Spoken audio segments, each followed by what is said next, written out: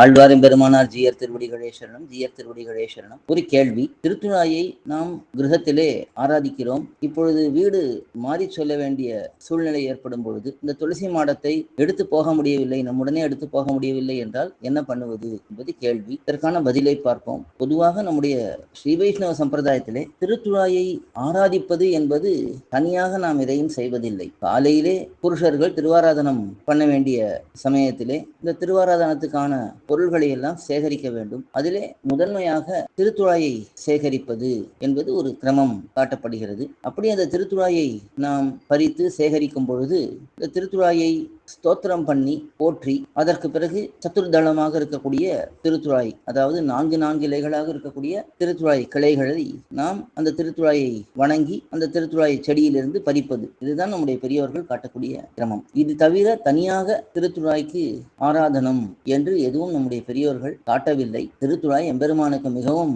பிடித்த வஸ்து. எந்த ஒரு பதார்த்தமாக இருந்தாலும், அது ஜலமாக இருந்தாலும் சரி, உணவாக இருந்தாலும் சரி, எதுவாக இருந்தாலும் அதை நாம் பகவானுக்கு சமர்ப்பிக்கிறோம் என்றால் இந்த திருத்துழாய் இலைகளை அதோட சேர்த்து நாம் அந்த வஸ்துவை சமர்ப்பிக்கிறோம். எதனாலே என்றால் திருத்துழாய் மிகவும் பகவானுக்கு இனிமையானது என்பதனாலே. எம்பெருமான் பகவத்கீதையிலே பத்திரம் புஷ்பம் பலம் தோயம் என்று தன்னிடத்திலே சமர்ப்பிப்பவர்கள் இலையை சமர்ப்பித்தாலும், புஷ்பத்தை சமர்ப்பித்தாலும், ஜலத்தை சமர்ப்பித்தாலும், பழத்தை சமர்ப்பித்தாலும் அதை விரும்பி ஏற்றுக்கொள்வதாக எம்பெருமான் கூறியிருக்கிறான். அதிலே முதலிலே சொன்னது பத்திரம் என்று இலையை சொல்லுகிறான். அது திருத்துழாய் என்றே நாம் கொள்ளலாம். அப்படிப்பட்ட அந்த திருத்துழாயை நாம் பொதுவாக ஆராதிப்பது என்று தனியாக எதுவும் பண்ணுவதில்லை.